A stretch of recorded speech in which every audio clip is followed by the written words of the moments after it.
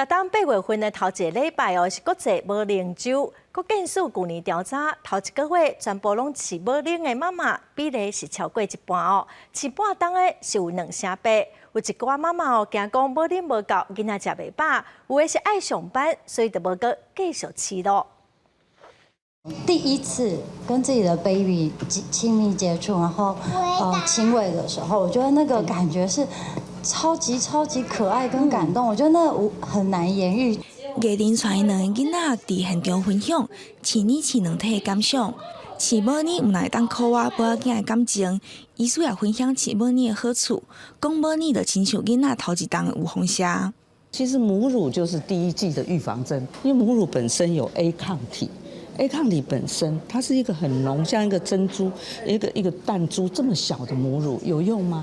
它就是你的预防针，它可以预防很多新生儿的感染性的疾病哦，所以它们本身有免疫球蛋白。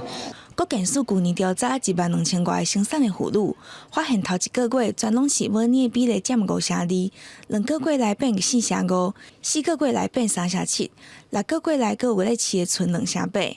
也若减少饲奶的原因，除了工课场所无方便，也有受到新冠疫情的影响。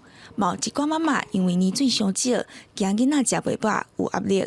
一样的，每一滴奶水都有它的珍贵之处。其实你不用想说，我一定要喝什么几1000 CC， 然后或者几多少 CC 给孩子喝很多的母奶，其实不需要。你只要想的是说，我自己当初我想的是，我下一餐我还可以有母奶喂就很好了，一天一天吧。我觉得把那个目标设计在比较实际化。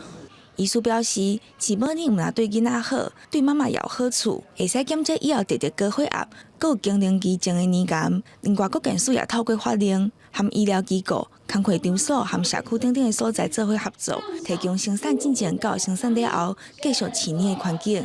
记者柯嘉轩、谢桂林台北报道。